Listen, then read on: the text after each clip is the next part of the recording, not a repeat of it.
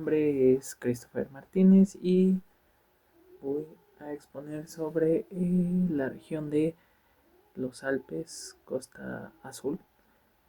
Y pues para entender un poco de lo que es la gastronomía de los Alpes, hay que dejar de pensar en recetas y empezar a pensar en geopolítica, aislamiento y también biología. La historia de la cocina es la crónica de cómo el ser humano domesticó un territorio hostil que no quería ser habitado. Esto lo vamos a dividir en 4 etapas. La era del aislamiento. Eh, en la Edad Media los Alpes no eran un destino turístico, era una barrera peligrosa. Las comunidades vivían en autarquía, consumían solo lo que producían. Eh, las vacas producían mucha leche en verano, cuando pastaban en las cumbres, cuando subían el ganado a lo alto. Pero la leche fresca se pudre en 24 horas.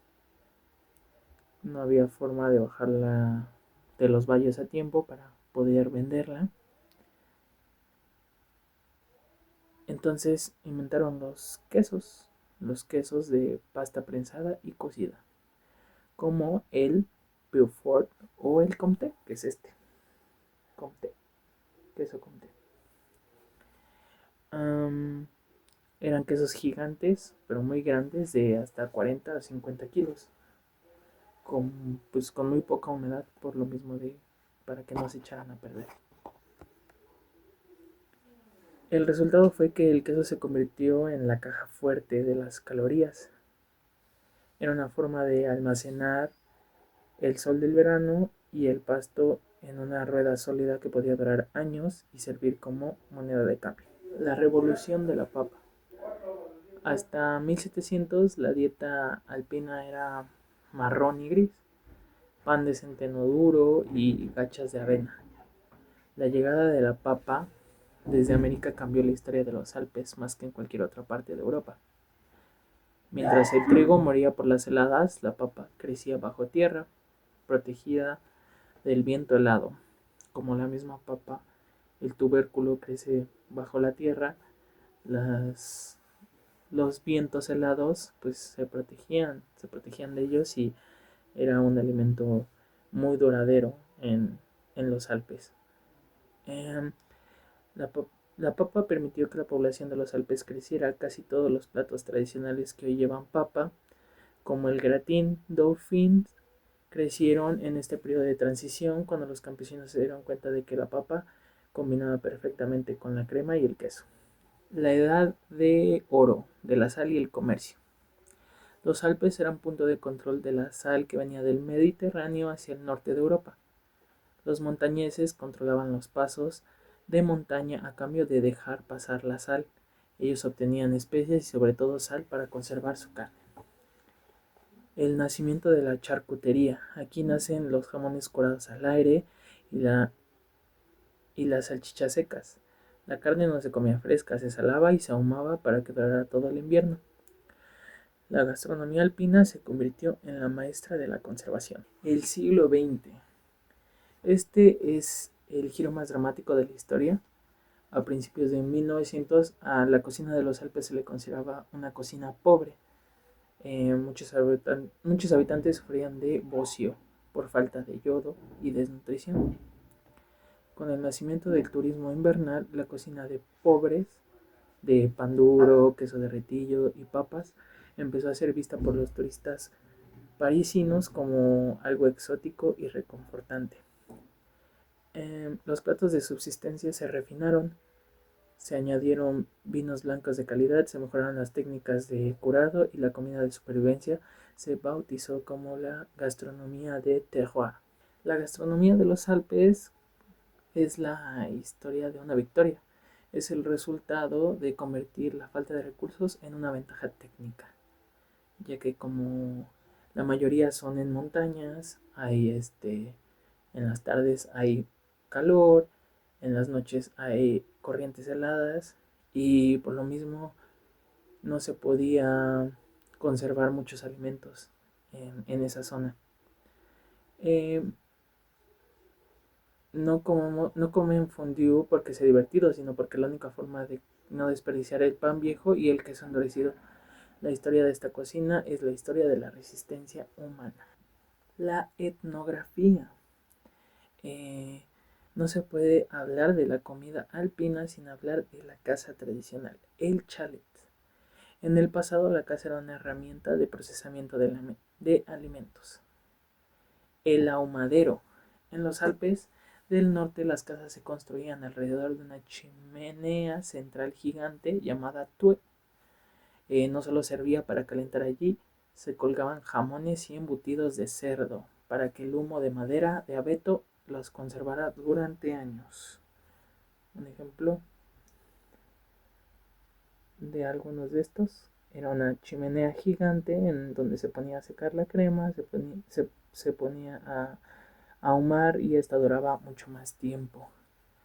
Eh, Muchas casas tenían un arroyo de agua helada pasando por debajo de sus casas eh,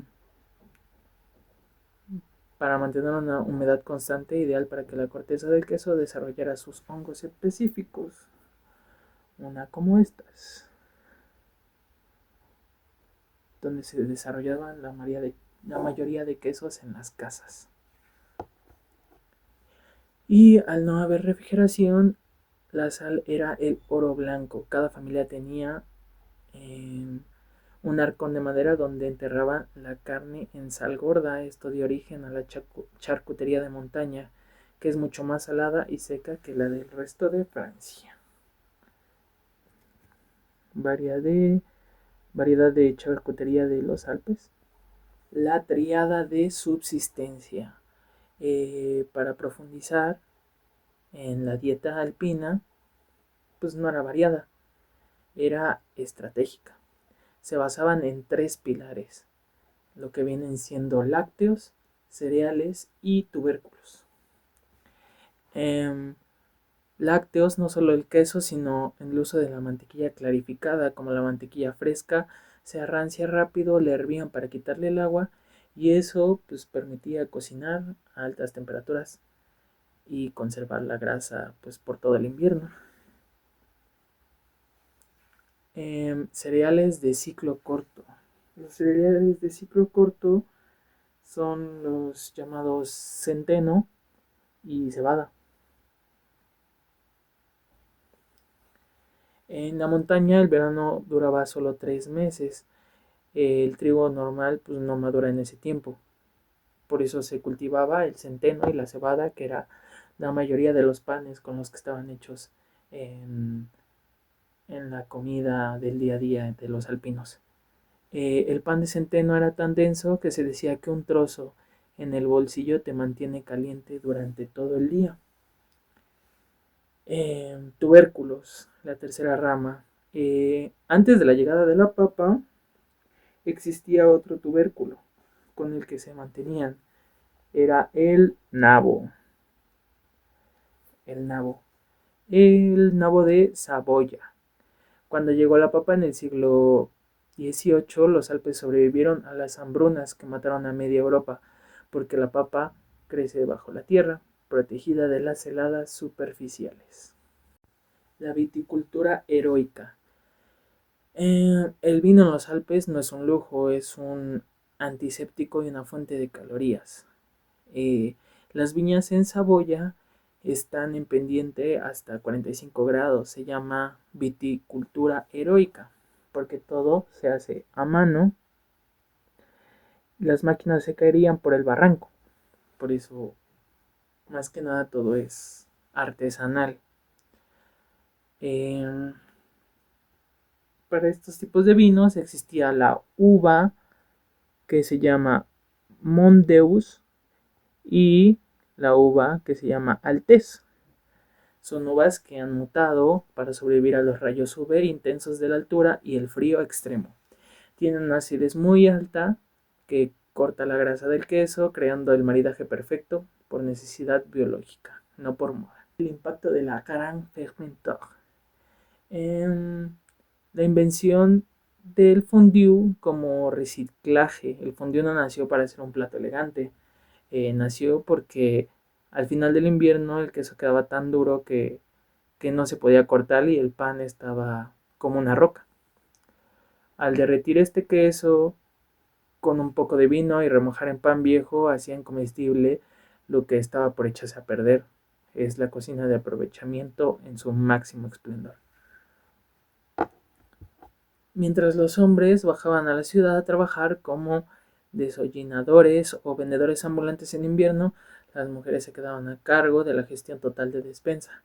La gastronomía alpina es históricamente una matriarquía culinaria. El hambre al lujo. En 1900, ser un campesino alpino era sinónimo de ser pobre. Eh, Hoy esos mismos quesos son productos de lujo, de denominación de origen, que se venden en las mejores boutiques de París. Eh, la comida de supervivencia, que ahora es denominada la comida de confort, se transformó. La gente hoy esquía para tener permiso de comerse una tartiflette de 1500 calorías. Platos icónicos y su origen. La fondue de Savoyard.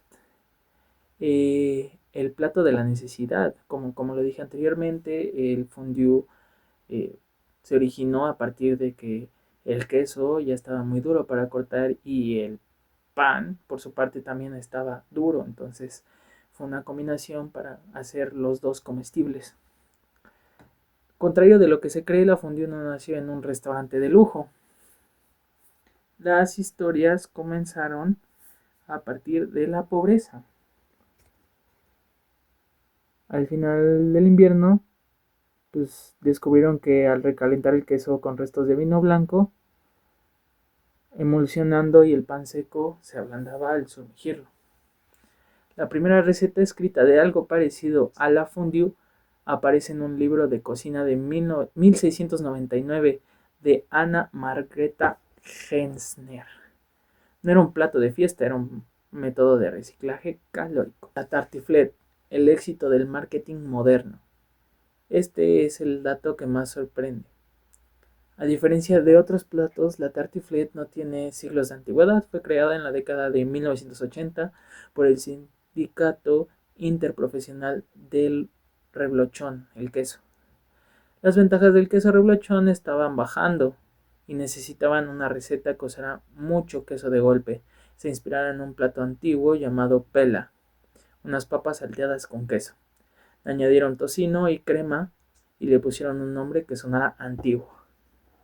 Es el ejemplo perfecto de cómo una tradición puede ser inventada para salvar la economía de una región, convirtiéndose en un símbolo de identidad de 40 años. Este es el tartiflette. El gratin Dauphine. La sencillez de la nobleza. Representa la unión entre el nuevo mundo, la papa y la técnica francesa. Fue mencionado oficialmente por primera vez el 12 de julio de 1788 en una cena ofrecida por el duque Clermont-Tonnerre. A diferencia de otros gratines, el auténtico Dauphine no lleva queso. El secreto es el almidón de la papa, mezclando con la crema de leche de los Alpes, que al hornearse crea una capa dorada. Era un plato que permitía a los campesinos del Delfinado usar el exceso de leche de sus vacas para transformar un ingrediente humilde en algo digno de un duque. Papa Dauphine. Los crosets. La pasta de los pastores. La respuesta alpina a la pasta italiana, pero con una denominación de origen.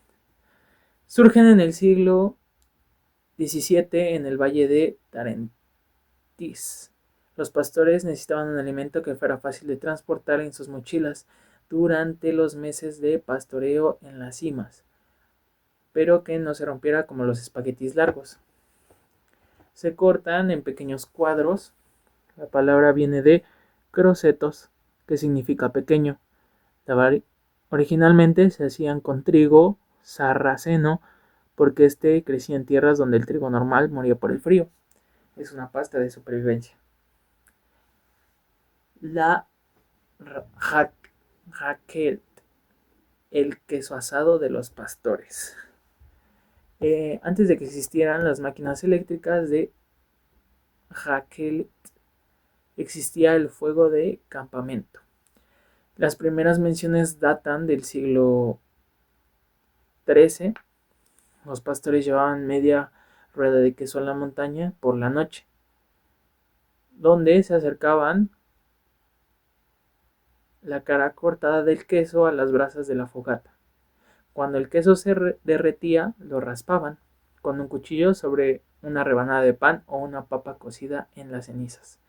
Era una comida de hombres solos en la montaña, un ritual de fuego y cuchillo que hoy se ha convertido en una cena social de mesa larga. Algo tal que así.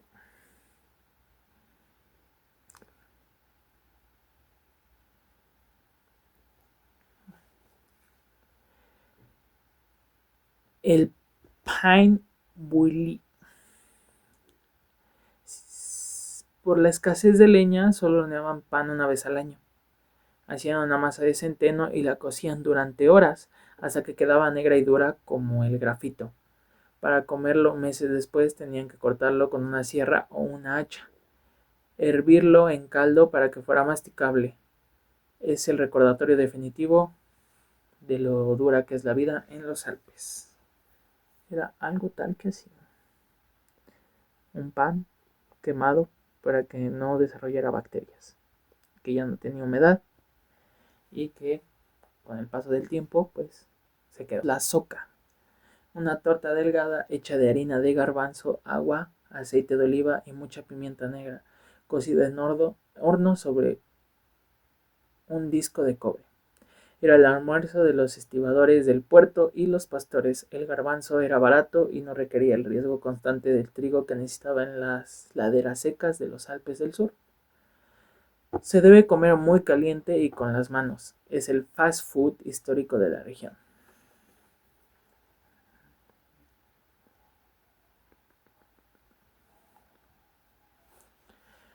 Los tortuons du champsaur. Pequeños cojines de masa frita rellenos de puré de papa con queso o incluso de manzana o ciruelas.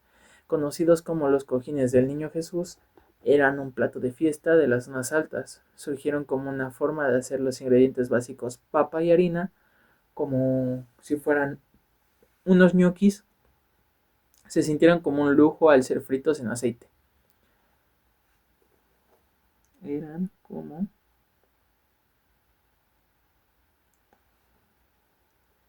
adobe provenzale, versión alpina. Esto es un estofado de buey marinado en vino tinto, pero a diferencia de la costa en la montaña se le añade enebro, una valla de pinos alpinos y a veces hongos silvestres. Se cocinaba en una olla de barro que se enterraba en las cenizas calientes de la chimenea durante de 12 a 24 horas. Es la cocina del fuego lento por excelencia. Un ejemplo del platillo.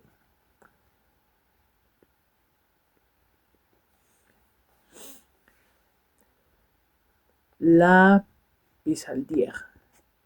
Una especie de pizza sin tomate, cubierta con montaña de cebollas caramelizadas, aceitunas negras de Niza y anchoas. El nombre viene de pisalat, pescado salado. Representa el intercambio comercial de la cebolla de los huertos alpinos, bajaban al puerto y la salazón del pescado subía a la montaña para dar sazón y sodio a los campesinos. Era tal que sí.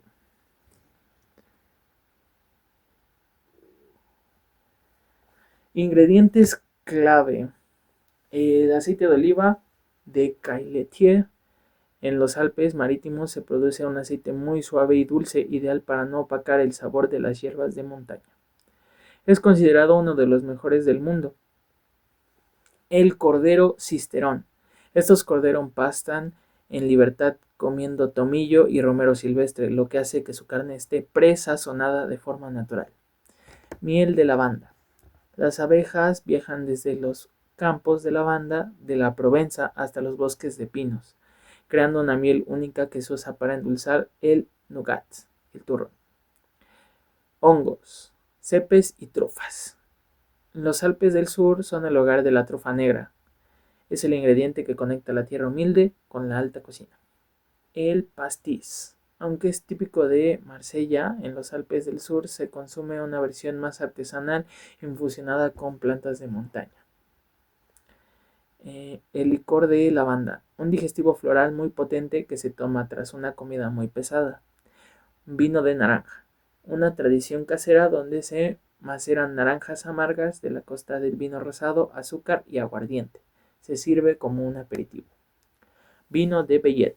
Es uno de los viñedos más pequeños de Francia, situado en las colinas de Niza. Es un vino de altura con pies del chefs que transformaron la comida de pastores en estrellas Michelin. Estos chefs no solo cocinan, son filósofos del territorio. Empezamos por Maybert, el genio del sombrero negro. El chef más icónico de los Alpes, nacido en Annecy, Alta Saboya. Es fácilmente reconocible porque siempre usa un sombrero negro. Fue el pionero en usar hierbas silvestres de la montaña, que antes se consideraban maleza para la alta cocina. Él no usa aceite de oliva ni mantequilla en exceso. Utiliza infusiones de plantas como el sauco, la pimpinela y la acedera para el sabor. Su filosofía es que la naturaleza es mi despensa. Ha tenido múltiples veces 3 estrellas Michelin.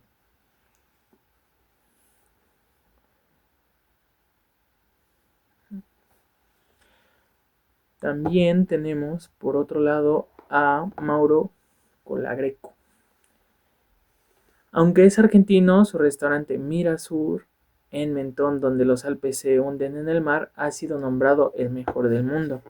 Representa la unión perfecta de la que hablamos antes. Su cocina es 3D, usa el mar, el pescado, su propio jardín, limones de Mentón y la montaña, hongos y carne de los Alpes.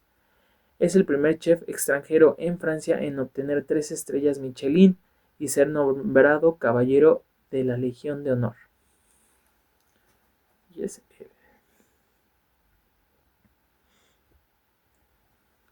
Por otro lado tenemos a Emmanuel Renaud, la cocina del bosque, chef del restaurante Flocons del Sel en Megève.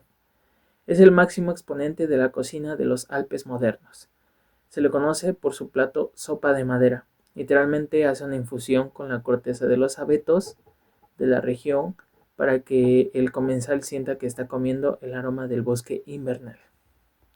Él demuestra que la gastronomía de los Alpes puede ser extremadamente refinada y poética, no solo platos pesados de queso.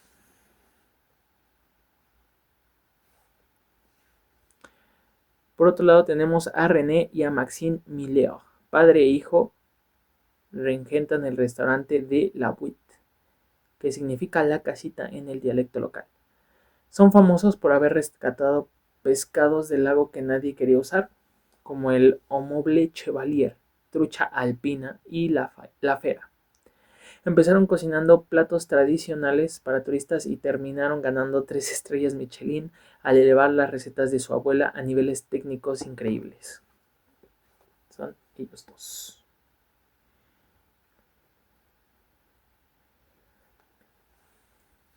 Jean Surplis, el chef de la altura. Durante mucho tiempo fue el chef más joven en ganar una estrella Michelin a 2.300 metros de altura, en Val Thorens. Su aporte es un experto en cocina de altitud.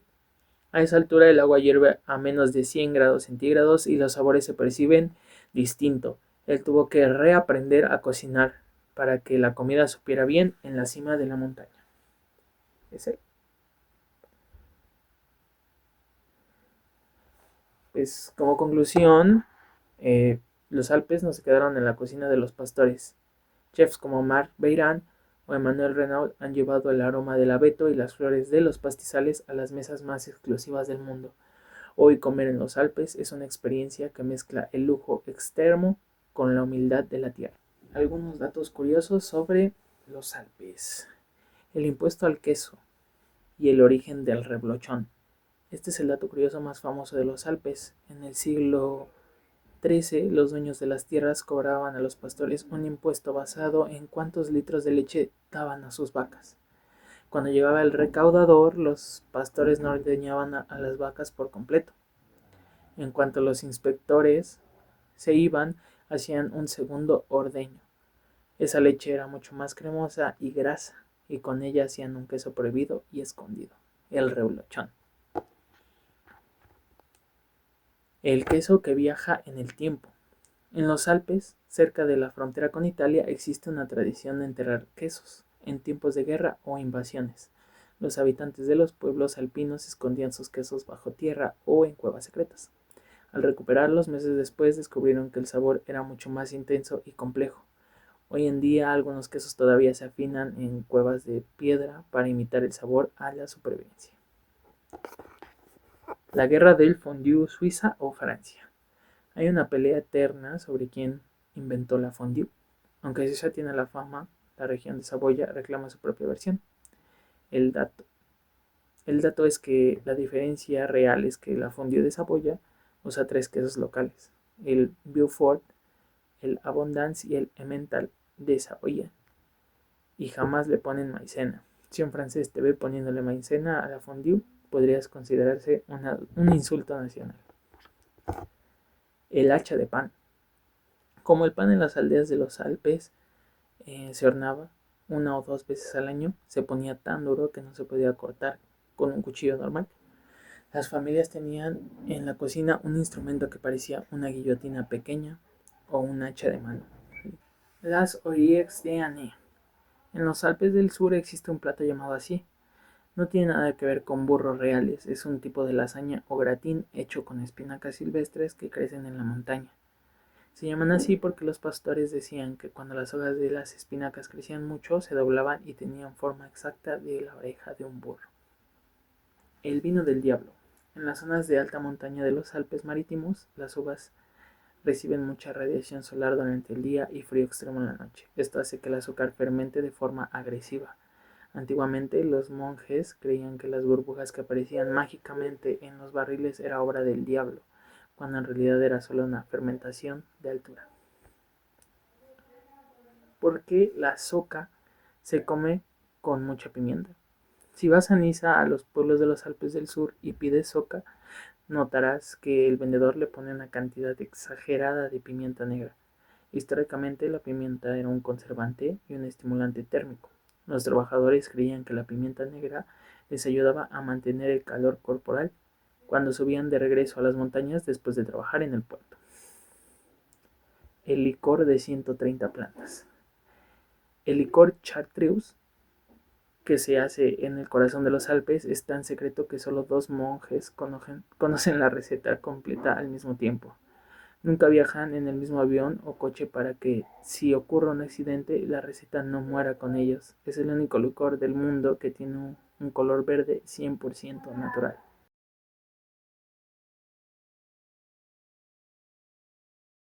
Does it ever cross your mind? I wanna know.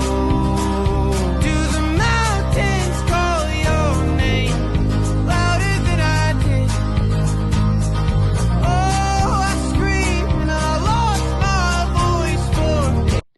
Yo les voy a presentar la región de los Alpes franceses. Cuando hablamos de la gastronomía francesa, muchas veces pensamos en técnica refinada, restaurantes de alta cocina o recetas complejas. Sin embargo, una parte fundamental de la identidad gastronómica nace en territorios rurales y extremos, como es el caso de los Alpes franceses. La cocina alpina es un claro ejemplo de cómo el entorno natural condiciona la forma de comer y de cómo la alimentación se convierte en un reflejo de la historia geográfica y de la vida cotidiana de la comunidad. En esta exposición voy a explicar cómo la región de los Alpes en Francia construyó su identidad gastronómica, partiendo de su ubicación, pasando por su historia y cultura, hasta llegar a los platillos, ingredientes y aportaciones culinarias que hoy forman parte de la cocina francesa. Ubicación geográfica y entorno natural.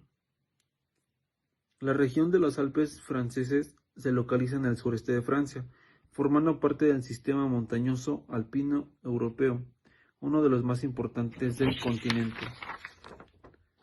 Este es el mapa de Francia y el mapa de los Alpes franceses. Este sistema montañoso se extiende por varios países, pero en Francia ocupa una zona estratégica que colinda con Suiza e Italia. Actualmente, los Alpes franceses se concentran principalmente en Auvernia, Ródano-Alpes y parte de Provenza de Alpes en Costa Azul.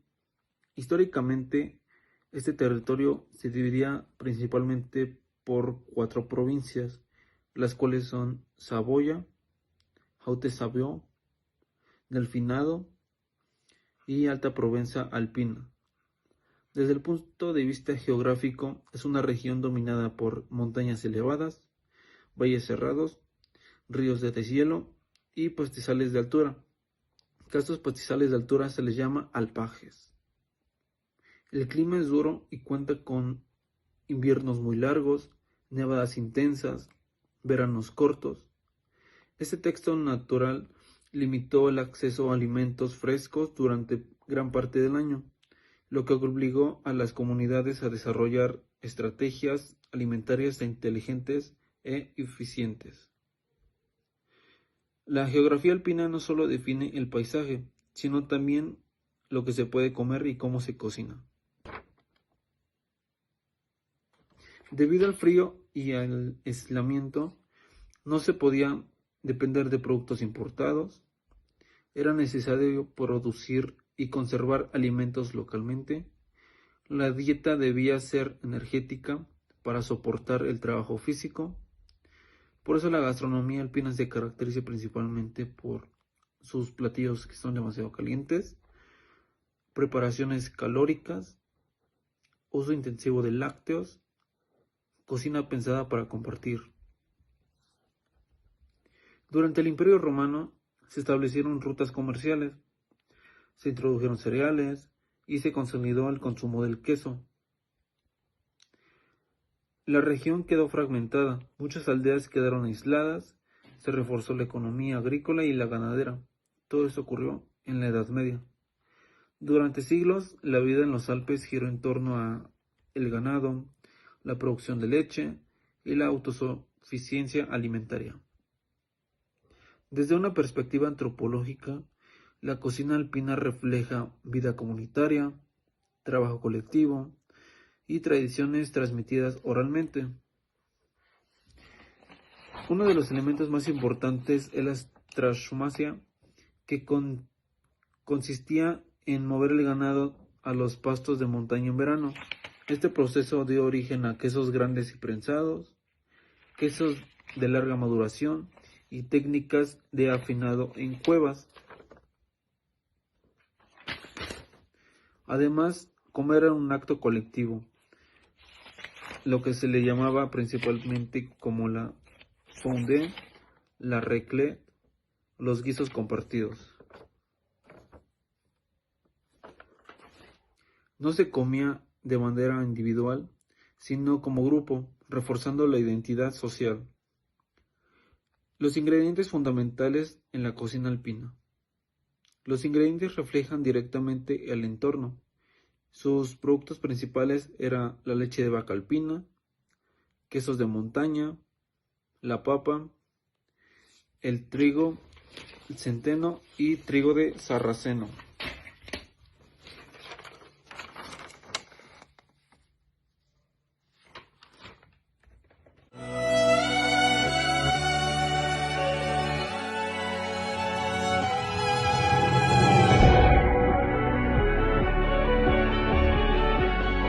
También contaban con carne de cerdo, hierbas silvestres, vinos de clima frío. La leche fue el recurso más valioso, ya que permitía transformarse en un producto estable, básicamente como el queso. Técnicas culinarias tradicionales. Las técnicas no buscaban sofisticación, sino funcionalidad. como afinado de quesos, salazón, ahumado, cocción lenta, gratinado. El gratinado, por ejemplo, no es solo una técnica estética, sino una forma de conservar el calor, aumentar energía y mejorar la textura de la comida. Regiones y provincias alpinas. Saboya, identidad del queso. Saboya es el núcleo gastronómico alpino. Sus quesos emblemáticos son el reblochon, el Beaufort, Tomé de Savoie y Abondance. Sus platillos. Sus platillos principalmente eran fondue Savoie, raclette, tartiflette y croissants. Saboya representa la relación más directa entre territorio, producto y cultura. Delfinado, la cocina campesina.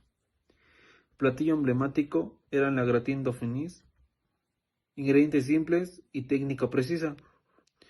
Representa principalmente la economía rural, con cocina honesta, tradición culinaria y sólida. Alta Provenza alpina.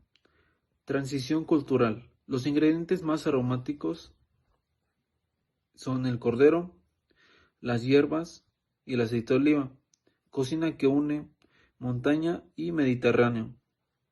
Las aportaciones gastronómicas. Los Alpes aportaron a Francia la cultura del queso AOP, cocina de terroir, platillos colectivos, identidad regional fuerte. Hoy la alta cocina revaloriza estas recetas.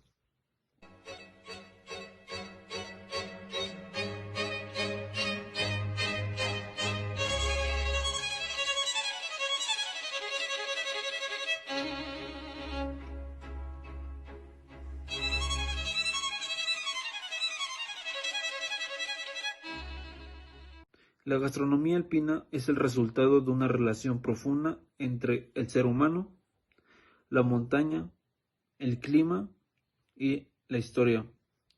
No es una cocina de lujo, sino de identidad. Los Alpes no solo alimentaron a sus habitantes, también construyeron una de las bases más sólidas de la gastronomía francesa.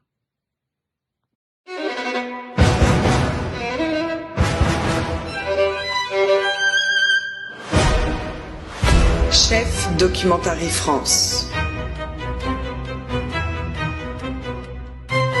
Vous observerez les exemples les plus distingués de la cuisine française, ceux qui donnent au monde la science de la gastronomie. Ses pratiques généreuses et sophistiquées, et l'harmonie de produits rares et délicats, métamorphosés entre les mains des chefs les plus talentueux.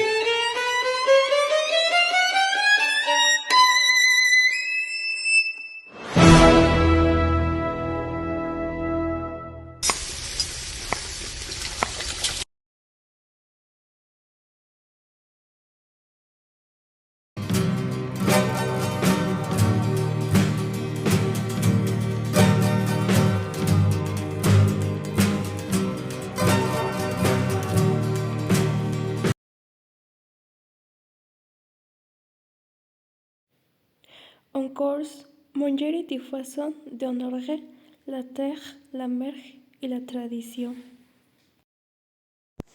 Corse, France, es una isla mediterránea que tiene ciudades costeras, cimas escarpados y bosques densos. Tiene y conserva una gran cultura italiana, pero este territorio le pertenece a Francia desde 1768. Su gastronomía es una mezcla entre Italia y Francia, con una gran identidad local. Su cocina está ligada al mar, la montaña y el territorio. Tienen un orgullo por los productos locales. Produits du terroir. Los produits du terroir son alimentos que representan la identidad de una región, hechos con productos locales y técnicas tradicionales que reflejan el clima, el suelo y la cultura del lugar. Están directamente ligados a un territorio específico por su geografía, naturaleza y el saber hacer tradicional y su identidad cultural. No son productos industriales, sino artesanales y representativos del lugar. Cuando dicen produit du terroir, hablan de productos como el queso Brotzu. El queso Brotzu cuenta con un certificado de origen controlado desde 10 de junio de 1983, en francés Appellation d'origine contrôlée, que esta garantiza ciertas denominaciones de origen para vinos, quesos y mantequillas y otros productos agrícolas por el organismo gubernamental Institut National des Appellations d'Origine. Este se identifica mediante un sello, estampado o etiqueta, o en el caso de los quesos, en la corteza. Se fabrica a partir del suero de la leche y se añade leche entera en una proporción del 25 al 35% y se vende fresco. Cuando está fresco, la pasta es blanca, suave y esponjosa. La mezcla de suero y leche tiene que ser de cabra o oveja. Su contenido de materia grasa suele estar entre un 45 al 55%. Se usa comúnmente como relleno para verduras como calabacines, alcachofas o tomates, así como en lasañas y tortillas, a menudo acompañado de menta silvestre. En la repostería es el ingrediente principal de postres tradicionales corsos, como la bruschetta, la fettuccine y el fiadone.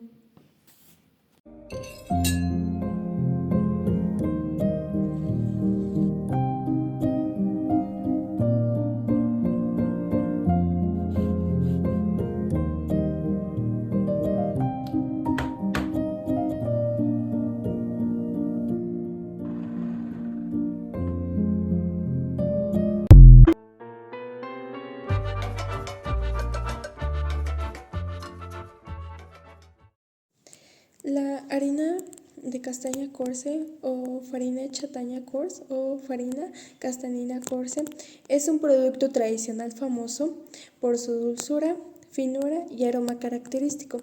Está elaborado exclusivamente con castañas cultivadas en Córcega y cuenta con certificación AOP y DOP. Tienen un distintivo sabor a dulce, ligeramente ahumado y a nuez con notas a frutos secos. Las castañas se cosechan de árboles de al menos 10 años y se secan durante semanas, tradicionalmente en fuego de leña. Se pelan y se muelen con molinos de piedra, regularmente de granito. Oggi vi mostro come fare la farina di castagne in casa, è veramente semplicissimo. Basterà prendere le castagne, sciacquarle sotto l'acqua corrente, versarle all'interno di una pentola con dell'acqua e lasciarle cuocere per 20 minuti dopo la bollitura. Una volta cotte scoliamole e iniziamo a sbucciarle. Mi raccomando, le castagne devono essere ancora ben calde, così si sbucceranno davvero molto semplicemente, in questo modo. Dopo aver sbucciato tutte le castagne per bene, io le ho già iniziate a frantumare un pochettino, ma potete anche benissimo lasciarle per intero. Poi mettiamole all'interno di una teglia foderata da carta forno, spargiamole per bene e a questo punto inforniamo a 160 gradi per un'oretta circa. Spento il forno, lasciamoli lì per una notte in modo che si possano freddare del tutto. A questo punto prendiamo un mixer e versiamo all'interno tutte le nostre castagne. Chiudiamo e frulliamo. Possiamo decidere di frullare meno per ottenere una farina più granulosa, mentre frullando di più otterremo una farina più liscia. Il bello di farla in casa è anche questo, possiamo decidere di farla in un modo o nell'altro in base a come vogliamo utilizzarla. Ed ecco qua, dopo pochissimi minuti nel mixer, la nostra farina di castagne fatta in casa sarà pronta. Como en variedades, una especie aunque de la más polenta común es de tradicional. color crema claro, existe una variedad Nisi, que son unas con crepas castañas cocinadas tostadas tradicionalmente en con plantas un sabor más calientes, intenso y esta pistils, harina es que son naturalmente fritos. libre de gluten. Y en Es un ingrediente panadería tradicional se utiliza utilizado combinada en con platillos harina de tanto trigo dulces hasta un como salados. 50% para la elaboración de diferentes panes.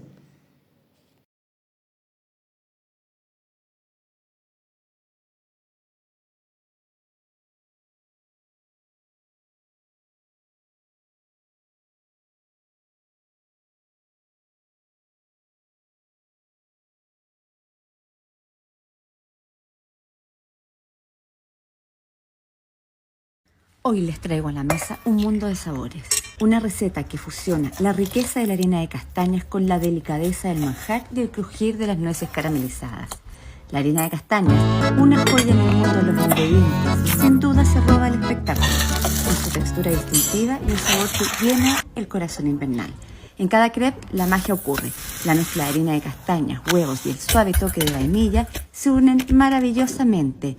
Pero eso no es todo. El manjar se convierte en un abrazo dulce que no se puede resistir.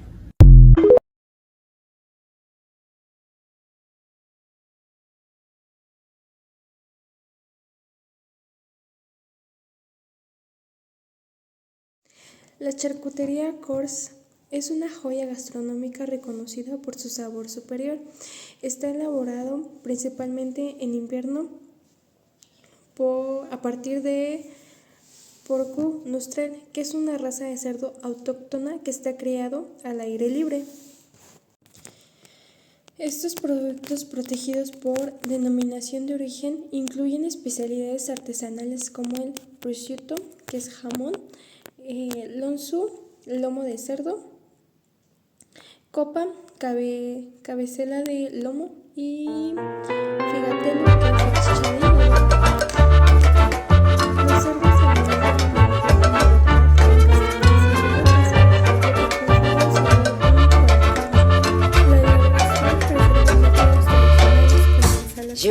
el ahumado y secado, con un saber hacer tradicional.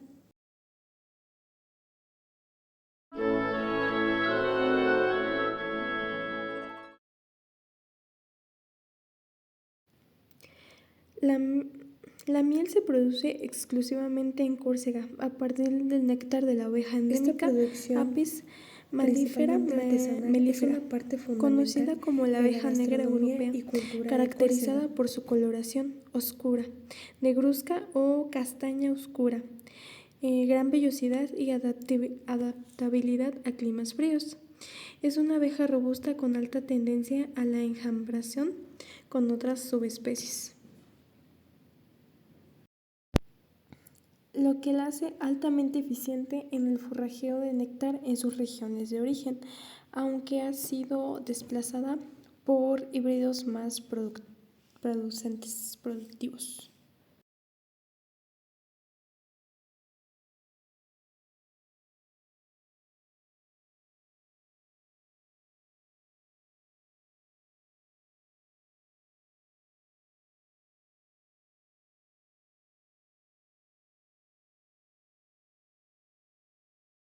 La miel se recolecta durante todo el año, dando lugar a 6 variedades distintas, cada una con un perfil sabor único.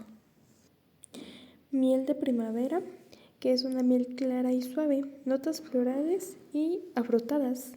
Miel de verano, Itit, que es color ámbar claro a medio, miel aromática y sabores pronunciados. Miel de otoño, que es oscura y de sabor fuerte, notas amaderadas y ligeramente amargas. Miel de castaña o miel châtaignure, que es monofloral de color ámbar, oscuro, intenso, amargo y persistente y de un fuerte carácter. La miel de maquis de primavera es parecida a la miel de primavera, solo más delicada y aroma floral. Y la miel de maquis otoño, que tiene un sabor robusto y complejo y se da en una temporada tardía. Le ciel de Paris s'envole une chance. Los vinos de Córcega o vinos corsos destacan por su fuerte identidad mediterránea y el uso de variedades de uva autóctonas que no se encuentran fácilmente en la Francia continental. La tradición vinícola de la isla remonta al siglo VI a.C. con los griegos y romanos. El carácter de estos vinos se define por 3 uvas clave. Niezuelo, que produce vinos tintos y rosados con notas de frutos rojos y especiadas. Schiarello, exclusiva de la isla, que ofrece vinos elegantes, perfumados y con una característica toque a pimienta, y Vermentino, que es un agua blanca, llamada localmente Vermentuno, produce vinos blancos, frescos, vivos y aromáticos, con notas a manzanas, peras y cítricos. Córcega cuenta con 9 denominaciones de origen controladas. Patrimonio, la más prestigiosa, famosa por sus tintos de Niusello y blancos de Vermentino. Agaccio, que conocido por el protagonismo de uva Schiarello, y Vin de Corse, genérica, la más extensa, con subregiones como Calvi, Sartène y Cap Corse, y vinos dulces naturales elaborados exclusivamente con Mascut a Petit Grain. Hay bodegas destacadas como Orange de Gaffory y Domaine Suria. Como dato curioso, Corse es la cuna de un emperador, Napoleón Bonaparte, que nació en la capital de Ajaccio en 1769 y apenas un año después de la República de Génova cediera la isla de Francia. El mirto es el arbusto rey de la isla. Se aprovecha prácticamente todo, sus hojas, flores y bayas azules. Con sus bayas se elabora el tradicional licor de mirto, tinto o blanco, un digestivo dulce y potente, muy común tras las cenas corsas. Su uso culinario es para aromatizar carnes y especialmente el cerdo y la caza, aportando un sabor reninoso y balsámico. Es conocido por sus beneficios para el sistema respiratorio y digestivo, además de tener propiedades antisépticas y antiinflamatorias. También sus flores blancas y fragantes se utilizan para destilar la famosa agua de ángel, un tónico facial histórico. También se encuentran otras hierbas silvestres como la nepita, un tipo de menta silvestre similar a la mejorana, esencial en la cocina para aromatizar salsas y carnes. El romero y el tomillo crecen salvajes y tienen un aroma mucho más intenso que el jardín debido a la exposición al sol y al salitre marino. El lentisco y madroño, arbustos que aportan estructura al maquis y cuyos frutos también se utilizan en mermeladas y alcoholes. Y siempre viva, inmortal, famosa en cosmética por sus propiedades antiedad, cubre los campos de flores amarillas con un color que recuerda al curry. Estas hierbas son la clave del sabor único de la charcutería corsa, ya que los cerdos se alimentan directamente de ellas en libertad. Para entender la mesa corsa es importante conocer su geografía. Es una cocina de montaña y resistencia. Bienvenidos a Corse, la montaña en el mar. Hoy no solo hablaremos de una isla francesa, sino de la cultura de la cocina como se vive, con orgullo, resistencia y un amor profundo por la tierra que no olvida lo que es lo refinado de París. Aquí se mantiene lo que es el bosque, el fuego y el pastoreo. Imaginémonos en el siglo XVI. Para evitar el hambre y los ataques piratas, se ordena plantar castaños y este árbol se convirtió en el árbol del pan. Por eso, gran parte de lo que verán hoy, desde cerveza hasta polentas, todo tiene el alma de la castaña. Bienvenidos a The Corse. Hablaremos un poco de lo que es The Corse, pero ubicarémonos en ubicación y la superficie, poblaciones y ciudades principales, el relieve y clima, el método de pago, el idioma, productos y recursos, cultura y tradiciones, con comidas típicas y un poco de la naturaleza y el turismo que hace que The Corse sea una de las mejores regiones de Francia. Ubicación y la superficie. Corse es la cuarta isla más grande del Mediterráneo, después de Cilicia, Castella y Chipre. La ubicación se encuentra al sureste del continente francés, al oeste de Italia y justo al norte de la isla de Cerdeña. Aproximadamente 8.680 kilómetros cuadrados. A pesar de ser una isla extremadamente montañosa, de hecho se le considera como la montaña en el mar. Ahora, hay que considerar que estamos ubicados al suroeste de Francia y al noroeste de Italia, siendo un punto clave en el comercio entre Italia y Francia. Población y las ciudades. Pocos pero orgullosos. A diferencia de otras regiones francesas altamente urbanizadas, Cox mantiene lo que es un aire rural y espacioso. Su población son 350.000 habitantes a 400.000 habitantes según los últimos datos recaudados. Aproximadamente son 40 habitantes por kilómetro cuadrado, lo que es menor a una ciudad como Francia, como París, que tiene de 100 habitantes por kilómetro cuadrado. La mayormente de la población de Cox vive en la costa y otra que otro en algunas ciudades montañosas. Alguna de sus ciudades principales es la capital imperial, que viene siendo un poco de lo que es Cox del sur, ya que la región de Cox se divide en dos, tanto Cox del norte, que es como lo más impactante, y la Cox del sur será como lo menos impactante, pero eso no se queda atrás. De hecho, la ciudad de Aizu es una de las ciudades más famosas conocidas a nivel mundial por ser el nacimiento de Napoleón Bonaparte. Sus grandes avenidas llegan a ser grandiosas, puertos deportivos, vibrantes y playas urbanas con aguas cristalinas. En cambio, si nos vamos un poco a lo que es el Cog del Norte, que estamos ubicados al noroeste, ubicamos una ciudad comercial llamada Bastia. Es el pulmón económico y el puerto principal de conexión entre Italia y Francia continental, como mencionamos anteriormente. Más la genovesa de la arquitectura que encontramos en esas ciudades, callejuelas estrechas, puertos muy viejos pero pintorescos. Siendo un destino turístico, Porto Vecchio, situados en el sur, conocida como la Saint-Tropez Corsa. Cerca de ella se encuentran las playas Poligamia y Santa Gilia. Se transforma completamente en un sitio turístico para ir durante el verano, pero durante la noche llega a cobrar una vida nocturna. En cambio, si nos vamos un poco más a lo que es la alma turística, encontramos a Corte o Cortil, una ciudad más importante, pero no está en la costa. Es la capital independiente durante 1755 y 1769. Aquí encontramos una de las mejores universidades de Koch. Ahora, hablemos sobre el relieve y el clima. Cox es conocido como la montaña en el mar, básicamente una enorme cadena montañosa de granito que se emerge desde el Mediterráneo.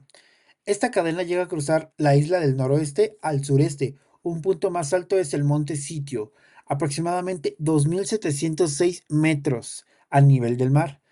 Ahora, tenemos dos caras, tanto el este como el oeste. En el oeste podemos encontrar paisajes abruptos, acantilados de granito rojo, como la Piadiana, o golfos profundos. En cambio, si nos vamos un poco al este, encontramos las zonas más llanas, aluviales, con lagunas, ideales para cultivos de cítricos. Y las castañechas, la región de las colinas medias, desenterradas por pobladores por bosques de castañas, un pulmón verde y con despensa histórica de la isla. Un dato curioso, como mencionamos al inicio, esta ciudad se volvió muy importante a nivel de con las castañas por los piratas, así que por eso se conoce Cox como el árbol de la harina, gracias a las castañas. Ahora, a partir de los 0 metros a los 400 metros al nivel del mar, encontramos lo que son cítricos, famosos clementianas de Koch, una hoja que se llega a vender en el mercado francés. Además, los limones y los cedros llegan a ser muy abundantes en estos tipos de costas. Encontramos viñedos, uvas como el Vermendito, que es blanco, y el Calle, que es tinto, que suelen crecer en suelos de granito cerca del mar. Ahora, si nos vamos a aceites de oliva, aquí llegan a ser extra vírgenes, suaves y afrutados, gracias a la gran densidad de granito que llega a haber.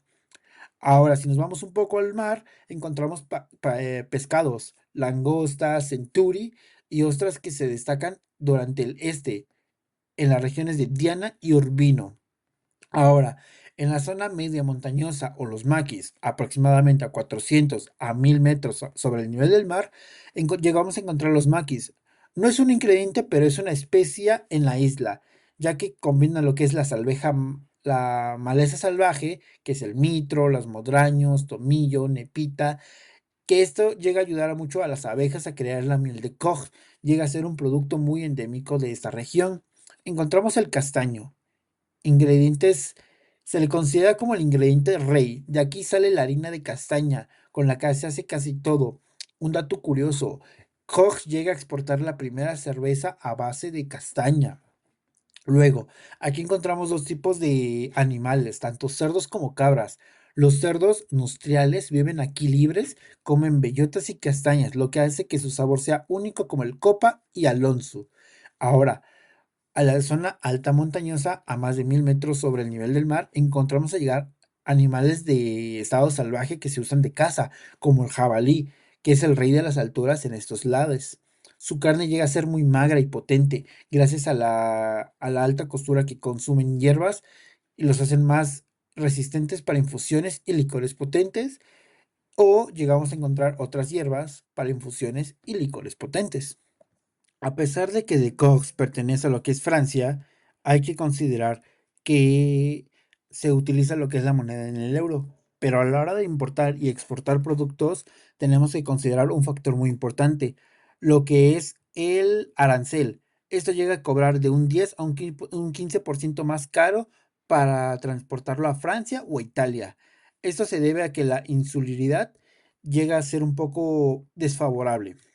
Ahora, en el idioma llega a haber una dualidad cultural, ya que el idioma oficial de la región es el francés.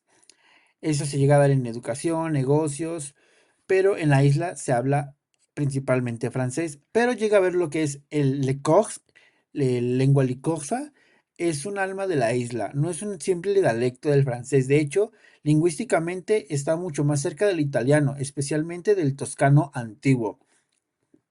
Aunque el francés es el único idioma oficial según la Constitución francesa, en Le Corse es reconocido como la lengua regional y se enseña en las escuelas. Casi en todos los carteles de las carreteras están en ambos idiomas, tanto en italiano como en francés. De hecho, esto en el impacto gastronómico llega a tener mucho, ya que los platos no solo traducen en francés, porque perderán una esencia importante de la isla. Por ejemplo, para pedir un pastel de queso de oveja, se pide como un flandonné. En terminología gastronómica, es el último refugio donde el idioma cursa lo que es eh, domina por absoluto.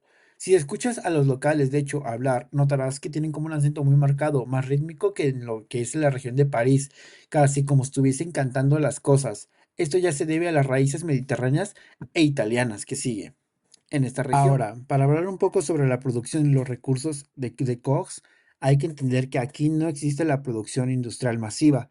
Todo se basa con el respecto de los ciclos naturales y del dominio del origen de origen protegido, también conocido como el AOP.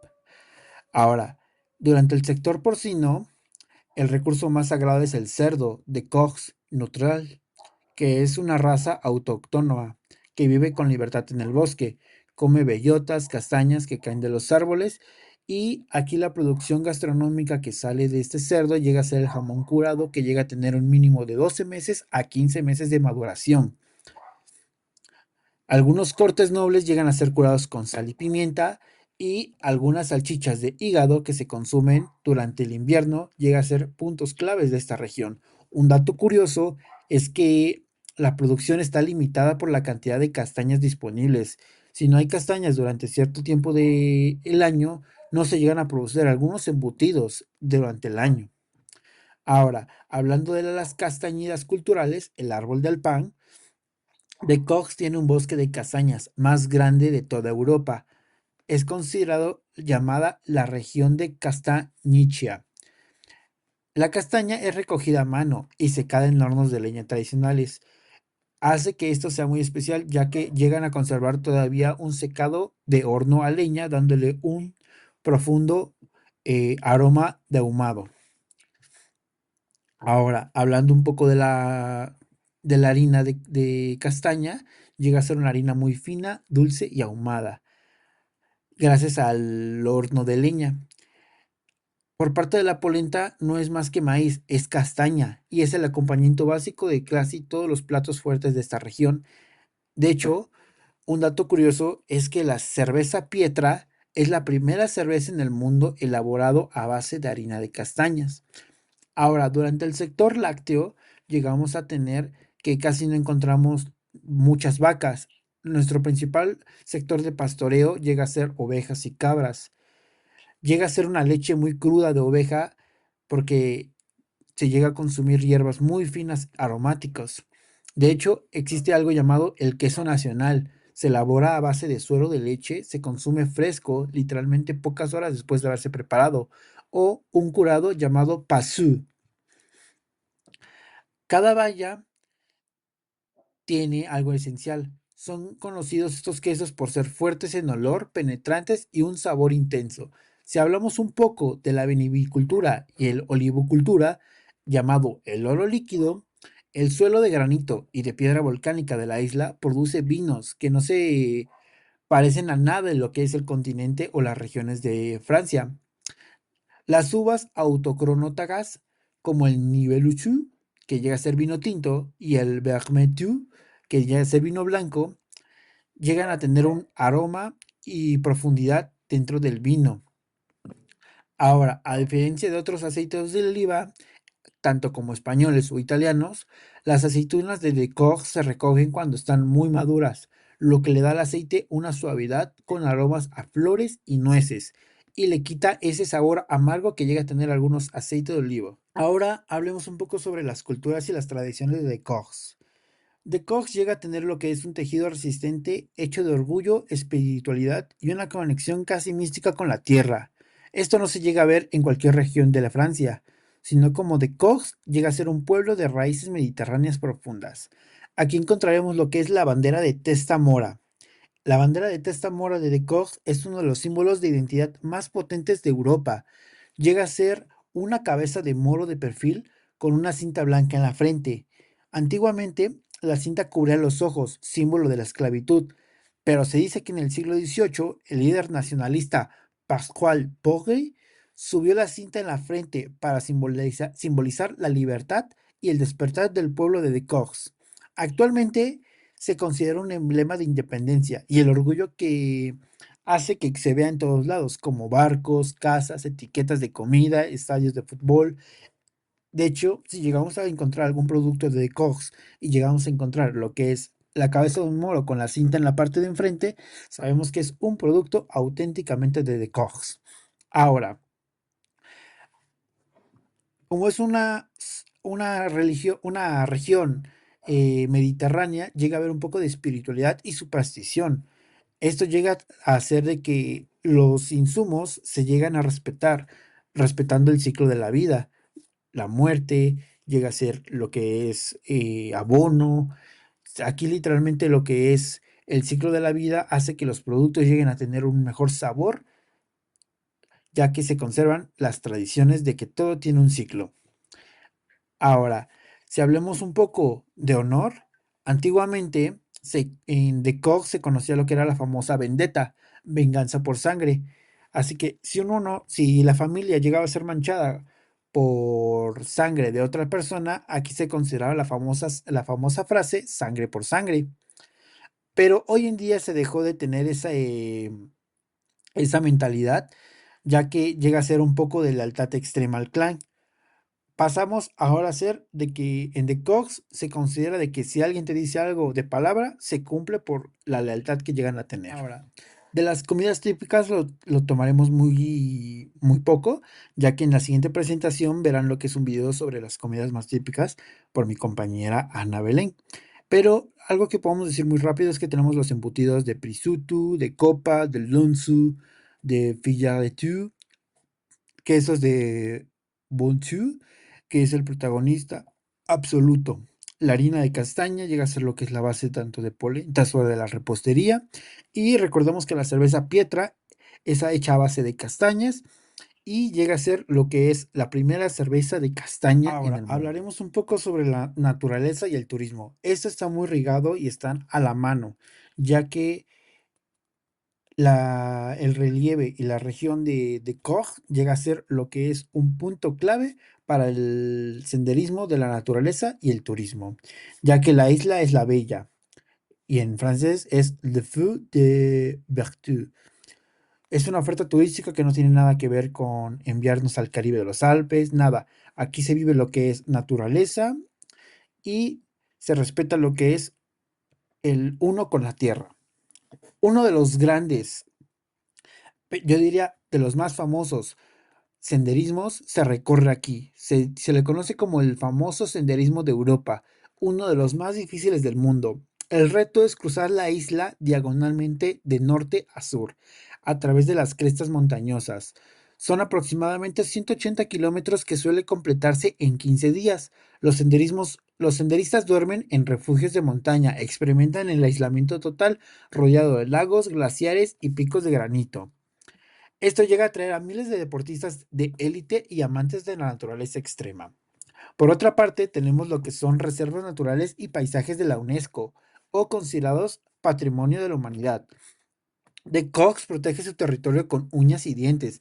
Casi el 40% de la isla es un parque natural regional. Podemos encontrar reserva de Escandola. Es una reserva marina y terrestre declarada Patrimonio de la Humanidad. Sus alcantirados de roca volcánica roja contrastan con el azul profundo del mar. Solo es accesible a través de barcos, lo que garantiza su conservación. Tenemos también las calas de Piana, calaches de Piana, formación de granito de naranja que el viento ha esculpido de forma fantástica. El atardecer de las rocas parece como si el fuego estuviese ahí. También tenemos un poco de turismo interior. Me refiero a los pueblos colgados. A diferencia de otros destinos, en The Cox el turismo es más auténtico porque ocurre en un interior. En la ciudad de Bonifacio, una ciudad fortificada, construida literalmente al borde de un precipicio de piedra de caliza blanca, sus calles parecen suspendidas sobre el mar. O las agujas de Balibois, una torre de roca impresionante que son paraíso para las escaladas y el barranquismo. Con esto ya cubrimos lo que es un poco de ubicación, la población, clima, economía y naturaleza. Si gustan saber algo más de The Koch, no duden en volver a ver un video nuestro. Y ya, porque qué... Hola amigos, sean bienvenidos a una aventura más. Al fin he llegado a Auvergne. Qué bonito que es. Una región donde el paisaje no lo dibujaron los hombres, sino el fuego de los volcanes. Qué bonito que es. Aquí la tierra está rodeada de muchos volcanes, pero todos ellos están dormidos al parecer. Bueno, eso es lo que me contaron. Espero no quedarme aquí en este viaje. Hay aproximadamente 80 volcanes dormidos que han creado un ecosistema único en el mundo. Pero miren ahí, esos son volcanes, se ven bien bonitos. No puedo creer que haya viajado tanto en mula para llegar hasta acá por una tarea, pero bueno. Para hacer mi tarea tendré que hacer un recorrido gastronómico. Creo que la primera parada que haré será en una quesería. Aún no sé cómo se llaman, pero supongo que lo averiguaré. La segunda parada yo creo que será en algún restaurante o un bistroy tal vez, o una cocina de terroir, para poder conocer un poco más de los platillos emblemáticos de aquí, porque aquí se ve todo muy, muy rústico, la verdad. Y mi tercera parada yo creo que será en alguna destilería para conocer un poco más de los licores de aquí. Muy bien, acabo de entrar a esta fromagerie, que es una quesería para los que no saben francés, pero para esta ocasión vamos a tener que parecer chefs. Y una vez ya con nuestra filipina, alcanzamos a percibir los aromas de los 5 quesos que tienen la denominación de la AOP. ¿Qué quiere decir la AOP? Es la Apelación de Origine Protégée. En español quiere decir denominación de origen protegida. Y a continuación te voy a contar sobre los quesos que me acaban de presentar. Número 1. El primer queso es el queso Cantal. Se dice que se comía en la época de los romanos. Es un queso original de la vaca Salers y su temporada es de todo el año. Este queso puede madurar gracias a una bacteria que se llama Lactococcus lactis, la cual es responsable de la acidez y permite que el queso se conserve tanto tiempo. Estos tiempos de maduración hacen que su color y sabor cambien. El primero es el jeune, que es el queso joven, que es de 30 a 60 días, el cual tiene un color marfil, un sabor a mantequilla y a leche fresca. El segundo es el entre deux, que es de 90 a 210 días, el cual presenta un color más amarillo y empieza a tener notas a frutos secos. El tercero es el queso viejo, que se llama Vieux, el cual tiene una maduración de 240 días. Este queso tiene un sabor más fuerte, ya que presenta notas terrosas y más picantes que los anteriores. El segundo queso del que les hablaré es el Salers. El Salers, la diferencia entre este queso y el primero es que este solamente se produce durante verano, que es de 15 de abril al 15 de noviembre. Este queso solo se hace con leche de vaca que consumen hierbas frescas. Y este queso es muy estricto, ya que si no cumple con ninguna de estas reglas no se puede llamar Salers. Tiene notas a flores silvestres y un amargor al final del bocado. Este queso se fabrica estrictamente en recipientes de madera de roble llamados gerlo. Debe a que la madera alberga un biofilm natural que hace que le dé un sabor único, lo cual el acero no podría darle.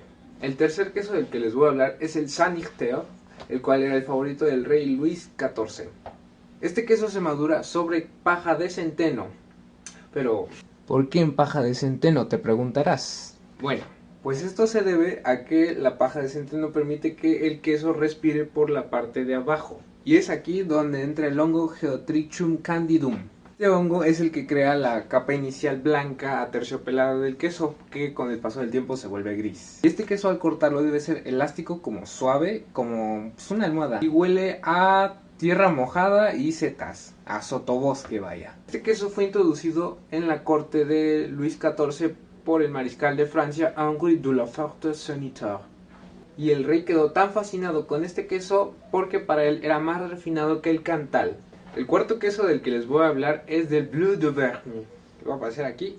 Este queso fue inventado en 1845 por Antoine Semo. Este agricultor tuvo la idea de plantar moho de pan de centeno en la cuajada y pincharlo con una aguja. En esta técnica de pinchar el queso con la aguja no podría crecer el hongo llamado Penicillium roqueforti.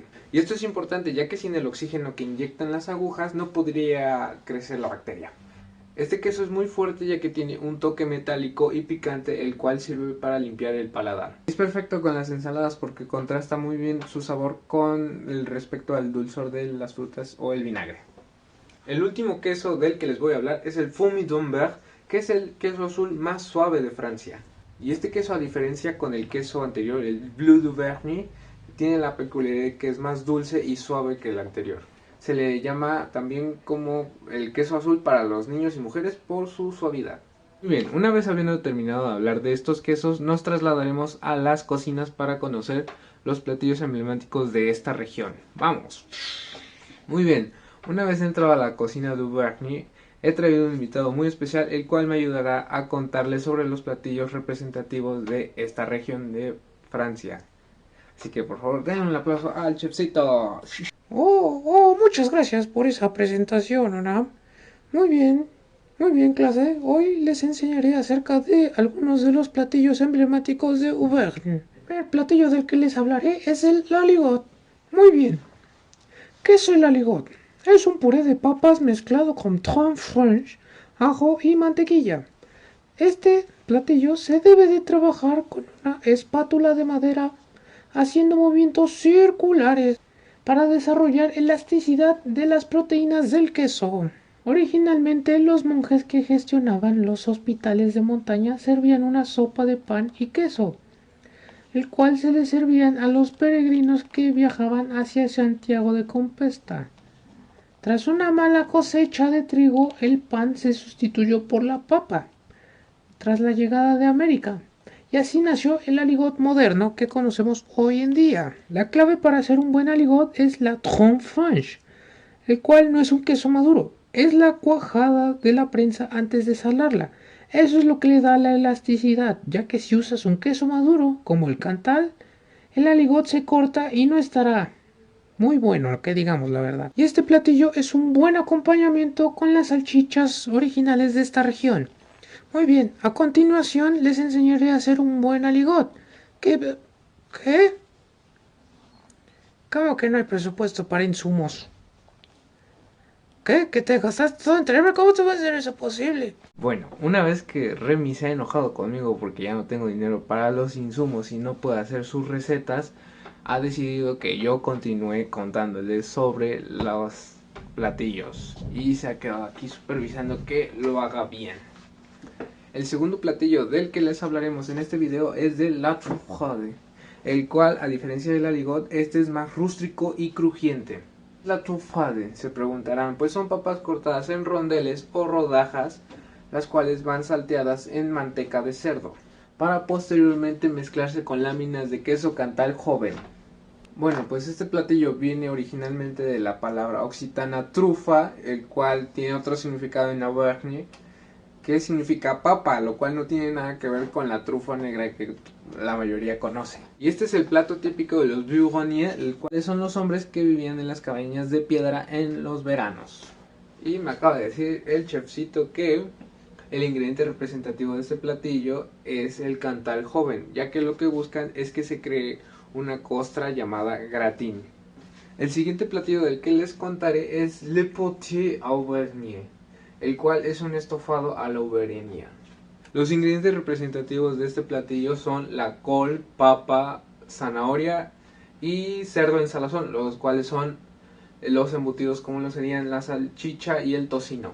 Dato curioso, el salazón es el método de conservación en base a sal para los embutidos, en esta región en especial, ojo. Y este platillo nació gracias a que en las antiguas casas de esta región solamente se podía cocinar en una olla de hierro arriba de la chimenea, cual se colgaba sobre el fuego todo el día, lo que hacía que fuera un estofado, ya que el estofado es una técnica de cocción que es a fuego lento durante mucho tiempo. Y en estas ollas de hierro colocaban lo que encontraran, que eran verduras del huerto o carnes en salazón que colgaban de los techos. Y lo que destaca este platillo es el repollo verde, ya que al dejarlo tanto tiempo en el estofado, el objetivo principal es que este casi se deshaga, pero absorba toda la grasa del cerdo. Bueno, una vez habiendo terminado de ver estos platillos, quiero agradecerle al chefcito que nos acompañó en esta guía gastronómica. Una vez habiendo terminado de ver estos platillos, quiero agradecerle al chefcito por habernos acompañado durante este tiempo para nuestra guía gastronómica. Así que ahora pasaremos a los licores de Auvergne. Muy bien, una vez aquí en la licorería nos cuentan que la genciana es el licor más icónico de la región, ya que es el digestivo de los pastores. La planta se extrae de la gran genciana amarilla, pero lo único que se utiliza es la raíz de esta planta. La planta tarda entre 15 y 20 años en madurar para que las raíces estén lo suficientemente grandes para ser cosechadas. Para la cosecha se utiliza una herramienta llamada la horca del diablo, la cual es una herramienta pesada que sirve para sacar las raíces que pueden medir hasta varios metros. El sabor de este licor es amargo y terroso, ya que su principal función, como la mayoría de los licores, era ser medicinal. Este estimula el apetito y ayuda a digerir más fácilmente las grasas de los quesos. El segundo licor del que les voy a hablar es de la Verveine Jubilee, el cual es el licor verde. Su base principal para este licor es la hierba luisa, pero en realidad se mezcla con otras 30 hierbas diferentes. Este licor tiene un verde brillante o amarillo dependiendo del grado de alcohol. Este licor se destila en alambiques de cobre para posteriormente envejecer en barricas de roble y pueden durar ahí muchos años. Este licor es variado, ya que los chefs de la zona lo suelen utilizar para los soufflés, helados o incluso marinar frutas. El tercer licor del que te voy a hablar es del licor de frutas del bosque. Debido a que Auvergne tiene un clima frío, este produce una gran cantidad de frutos que posteriormente se convierten en licores. Este licor de arándano silvestre, el cual es el más común de la zona. Este licor es dulce, oscuro y se suele servir acompañado de vino blanco. Este licor es típico de las zonas boscosas, tiene un sabor dulce y tostado, lo cual te recuerda a la temporada de otoño. El siguiente licor es más fuerte que los anteriores, es el Marc d'Auvergne, el cual tiene un 40% grado alcohólico.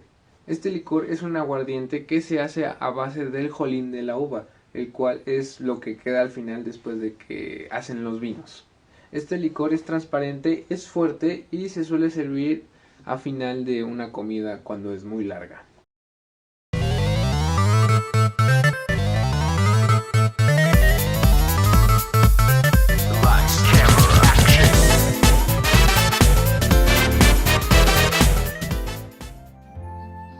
¿Qué tal, gente?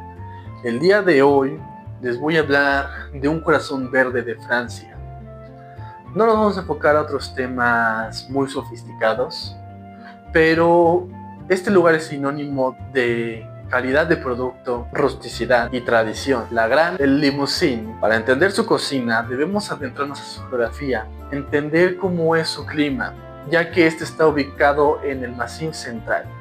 Su clima presenta notas húmedas, es de un suelo ácido y es muy lluvioso.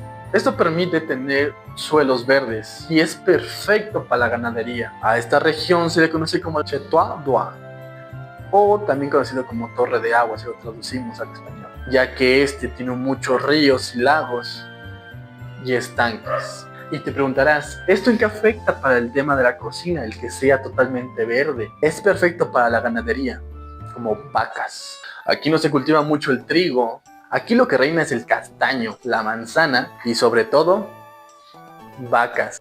Si vas a cocinar la cocina de Limousin, necesitas respetar esta trinidad de ingredientes. Hablemos de los protagonistas. La carne es la reina de la región. Bœuf Limousin tiene su propia raza de vaca. Es de color marrón rojizo. Es famosa mundialmente por ser una carne magra, pero con un sabor intenso. Fue la primera en Francia en recibir un sello, la Belle Rouge, por Coul Noir, o también conocido como cerdo de cola negra. No sé. Una raza autóctona de Saint-Gilles. Son cerdos ibéricos de la zona, muy grasosos y rústicos. De hecho, casi se extinguen, pero hoy es una joya gastronómica.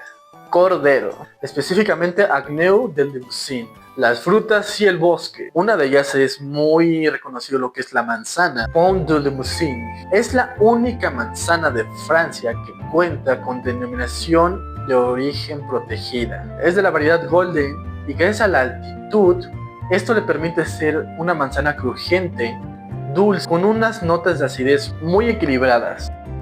La castaña, históricamente el pan de los pobres. Antes de que llegara la papa, usualmente se comía castaña para todo. Las setas, o también conocido cepés. Gracias a los bosques y la temperatura húmeda, esto permite que en los árboles de roble se haga un mundo de hongos, por excelencia. Ahora se preguntarán, ¿qué cocinamos con todos estos ingredientes? La cocina de Limousin principalmente es cocina de campesinos, lo que es de manera muy rústica, hecha principalmente para darle energía a los obreros que trabajan en el campo, olvidando y poniendo de lado lo que son las reducciones. Aquí se comen por montones. Entradas y plato fuerte. La brioche es la sopa tradicional de esta zona. Lleva col, rábano, tocino y papas. Se cocina por horas hasta que las verduras literalmente se deshacen. De ahí el nombre brioche, que literalmente se traduce a triturar, amasar. El paté de pommes de terre o paté de papa. No es un paté untable, es una especie de tarta o pie relleno de papas cortadas en láminas, crema espesa o también crème fraîche, ajo, perejil y a veces carne o tocino. La masa suele ser hojaldrada o brioche. Las farcidures técnicamente son como unas albóndigas o dumplings de papa rallada. Se hace con la mezcla de papa cruda con papa ya cocida, ajo y perejil, y se hierven en caldo del pot au feu. Es típico de la zona de Corrèze. Boudin aux Chatex, morcilla de sangre con castaña, un clásico para el invierno.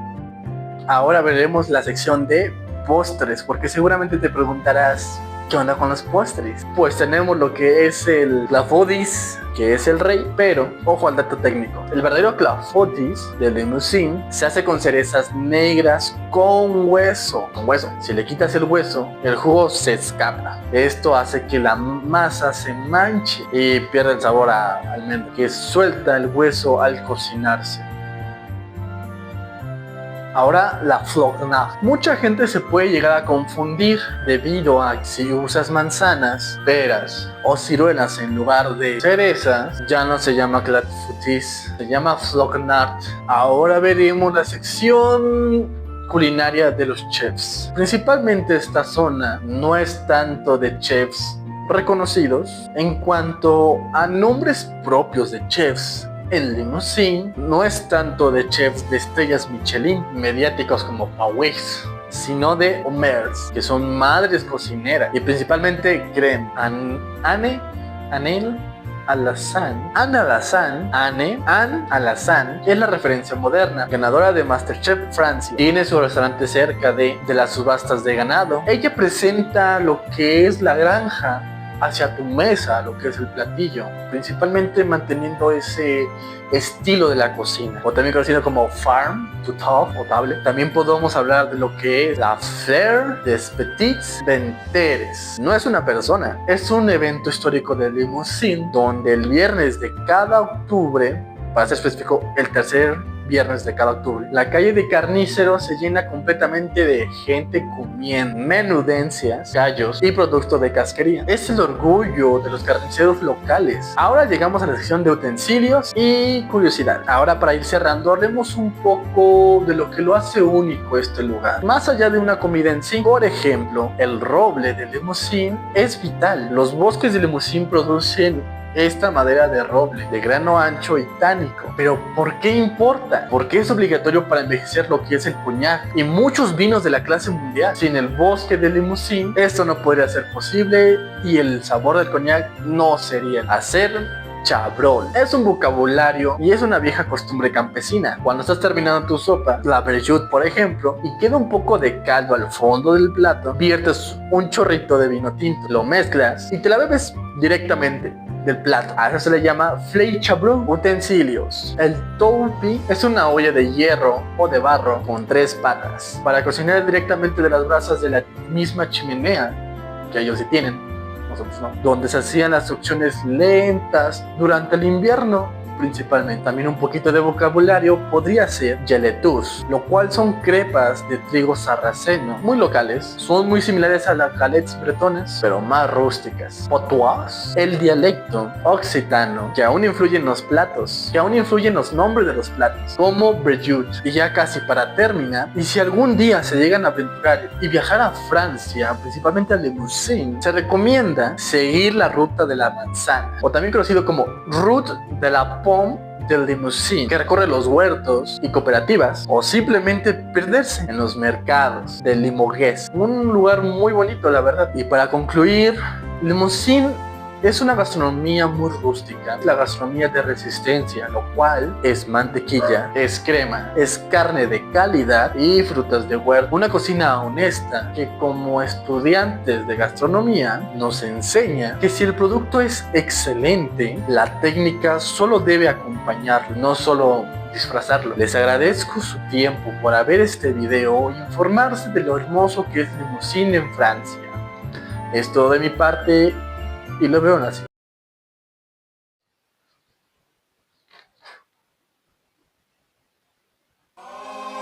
¿Creyeron que se había acabado esto? No, apenas la mitad. Hablemos un poco de la historia de lo que es Limousin. Para entender por qué la comida de Limousin es tan calórica y tan transportable, hay que hablar de los Maisons de Cruz. Por ahí del siglo XIX, miles de hombres de esta región emigraron hacia París, principalmente para construir grandes bulevares. Del barón Haussmann. No tengan dudas que tiene que ver eso con el tema de la gastronomía. Estos hombres obviamente necesitaban comer, entonces ocupaban comida de aguante, porque principalmente pues el viaje era muy largo. Y el trabajo allá pues no iban de paseo, simplemente iban a trabajar cosas pues complicadas, principalmente pesadas. Construir. Aquí nace la obsesión por los patés de costra y las tartas saladas. No simplemente era un platillo o plato, porque principalmente van en loncheras, o como llamamos aquí en México en toppers, obviamente de su época. El centeno es algo importante para esta región, ya que como cuenta con un suelo de granito, no permite cultivar trigo blanco fino. Por eso, el pan histórico de Limousin es el centeno, siendo denso y oscuro. Hoy en día es muy común ya el poder cortar esta pieza de pan y untar un poco de mantequilla. Es un ritual gastronómico de aquel lado. Ahora hablemos un poquito de porcelana de Limoges. Como gastrónomos sabemos que la experiencia no termina solamente en el sabor, sino que también por los ojos. De ahí la frase de la vista nace el amor. Y el emplatado es una parte fundamental para los platillos, manteniendo colores, texturas, contrastes y hasta cierto aspecto alturas. Pero el Limousin tiene una joya mundial, lo que es la porcelana del Limoges. Este descubrimiento de la porcelana nos remonta en el año 1768, donde se descubre cerca de Limoges un yacimiento de caolín. Es una arcilla blanca, muy pura e indispensable para hacer porcelana dura, igual medio translúcido y hasta cierto aspecto similar a la china. ¿Y esto por qué le importa al chef? La porcelana de Limoges es un estándar de oro para el emplatado clásico francés. Es conocida por su blancura extrema que permite que los colores de la salsa resalten más todavía en ese tipo de platos, al igual que los ingredientes resalten sin ningún tipo de distorsión. Desde el 2017, la porcelana de Limoges tiene indicación de geográfica protegida o conocida como IGP. Si algún día montan un restaurante francés de alta gama, es muy probable que sus platos sean originarios de esta región, porque son de muy alta calidad, muy bonitos y son ideales para los emplatados de alta gama. Ahora te preguntarás, ¿qué show con los quesos? De hecho, muchos creen que el Limousin no tiene quesos tan relevantes o vinos famosos, pero te equivocas, tiene tesoros muy ocultos. Por ejemplo, Le Gusson, un queso de leche de vaca, pasta prensada no conocida. Es muy suave, con agujeros pequeños, típico del departamento de Creusot. La Tombe de Brach, un queso de granja que ha sido rescatado recientemente. Quebecus, aunque son más del sur, en la frontera de Limousin se consume mucho lo que es este queso. Son pequeños quesos de cabra que a menudo se sirven calientes sobre ensaladas. Ahora hablemos de bebidas y licores. Iniciemos con Vin Poile de Corrèze. No es un vino dulce. Las uvas se secan sobre paja durante meses para concentrar el sabor de azúcar antes de presentarlas. El resultado es un vino ambarino con notas de nuez y fruta picada, ideal para acompañar el froga o algún tipo de postre. Como hemos hablado, aquí abunda mucho lo que son las castañas e igual un poco lo que es la nuez. Entonces, a partir de eso también se han creado ciertos licores que principalmente son destilados de frutas locales con un sabor muy fuerte en ese lugar. El licor de castaña se usa para hacer el Kir Limousin. Simplemente es vino blanco con licor de castaña. La moutarde violet de Bridge. Esto no es una bebida, pero es un condimento líquido vital. Es mostaza hecho con mosto de uva tinta, lo que le da un color violeta y un sabor dulce e interesantemente picosa. Se usa para acompañar lo que es la morcilla, que pensándolo bien parece como un tipo de moronga. Y hasta aquí el video, me despido.